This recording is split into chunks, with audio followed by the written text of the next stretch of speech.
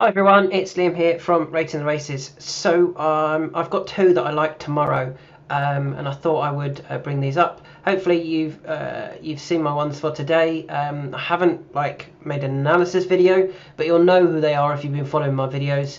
There's four at Kempton in the 555, 625, 655 and 725. They've all been, or three of them, been really well backed as well, which is encouraging. So talking about tomorrow, sorry. The first one I have made a tweet about a couple of times. I tweeted about him before he ran last time out when I said, well, this is just a prep run. And then his handicap mark was adjusted. It was lovely, back down to 99. Who am I talking about? Bottom rated Soto Sizzler. He's bottom rated because he's run disappointingly recently. His last good run was at Epsom over 1 mile 2, which is this course and distance. He finished second to Royal Champion, who went on to win a listed race off a mark of 105. And the time before that, he won off 99 in this race. He's back down to 99. He runs in this race. They put cheek pieces back on. They took them off for the last two runs. David Manuzio took it off at Goodwood on his final start, and Gary Moore left them off at Kempton. Fine. This has got to have been the plan. He comes here with them back on. He won last year, not comfortably, but he ran away with a horse called Achelwa. I think that's how you say it. He did go on and win a race off 101. She won a listed race, sorry, and is now rated 102, I believe, after finishing second at York off 93. So the form was good. That was a really good effort. They were miles clear. It's very similar. It's not quite as firm as last year, but his Soto Sizzler's effort when second on good to soft in places behind Royal Champion was plenty good enough to suggest that in this slightly easier race off that lower mark, he should take all the beating. And you can actually see his R figures. These two here, the 154.7 and the 152.7, were both at Epsom over this course and distance. This has got to have been their plan, and yeah, I'd be very disappointed if he doesn't go very, very close.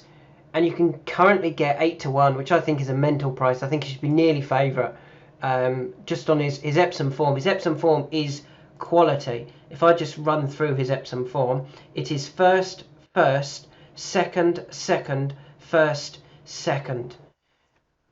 I mean, that's just quality form, isn't it? And look at some of his seconds behind Group 1 Power and Midnight's Legacy. Group 1 Power, after winning that, let's have a quick look at that. He was winning that off 82, did get up to 88. Hasn't done anything since, has disappointed since, but was actually third in the race behind Soto Sizzler and Royal Champion. Royal Champion and Soto Sizzler. So, you know, the form is there. It's proper good Epsom form, and I'll be very disappointed if he doesn't go very close. And that's a good price at 8 to 1. I'm quite happy with that. One other that I want to talk about, and I've had a look at this race a few times because there were three that I was thinking of selecting in this race. It's the 2 mile handicap at Punchestown tomorrow. And the three that I was interested in, let's just see if we can get a refresh to get some silks on here as well. Yes, we can. The three that I'm interested in are all JP McManus runners. I think he's got a really strong hand here in Takao, Glan and Brazil. Now, I've gone through these and I've tried to work out which one I believe is his number one for tomorrow. And there's a couple of reasons why I'm picking the horse I'm picking. So the one I'm going for is Brazil at 13 to 2. We can get 13 to 2 in multiple places, so that 13 to 2, you ignore the Bet365 and never say that as a price. So why do I prefer Brazil over Glan and Takao? So let's start with why I like Brazil. His form's good. This season, as a 5-year-old, I was worried that he was going to, or as a 4-stroke 5-year-old, I was worried he was going to find it too tough. You know, generally when they step out of juvenile company, they struggle. His first run this season, he was beaten by Champ Kiley. Nothing wrong with that. Champ Kiley's gone and won a good race since. I think he has won a Grade 1. He won that Grade 1, beating Irish Point. Irish Point has come out and won a Grade 1 at Aintree. Irish Point had previously beaten No Looking Back. And No Looking Back actually beat Brazil in a 2-runner race when Brazil went off the 2-9 favourite. So, although he went off the 2-9 favourite and it looks like a disappointing run from Brazil, actually it was a perfectly satisfactory result. He was giving £3 away to a horse who's since finished second in a Grade 3 to a subsequent Grade 1 winner. He'd finished, Brazil had finished second to a subsequent Grade 1 winner in Champ Kaile, and had also won a Grade 3, beating Phil Dorr. Now, Phil Dorr hasn't quite gone on, but he did go and win a Grade 3 himself, as well as a beginner chase. He then dropped back to hurdles and won a Grade 3. He's disappointed the last twice in handicaps or a Grade 2, but he's not, he's not a rubbish horse by any means, and Brazil beat him fair and square. So, what about his last time out effort? Well, his last time out effort, he was back on the flat, over 1 mile 2 on heavy going, and he disappointed back in 10th. Surely that was a prep run for this, wasn't it? 20 days ago, he should be fit. He's only a 5-year-old. Mark Walsh chooses to ride. So Mark Walsh could have ridden Takao, but Simon Torrens takes over on Takao. Now, we've got to remember, Takao went off the 3-1 favourite for the Boodles Juvenile Handicap Hurdle. Brazil won that. Takao didn't. Takao did get buzzy beforehand and then made a bad mistake. And you'd have to be concerned that Mark Walsh, look at his jockey stats, they're very good. Then you look at Simon Torrens' jockey stats, he's very moderate. He's a really poor jockey here, to be honest.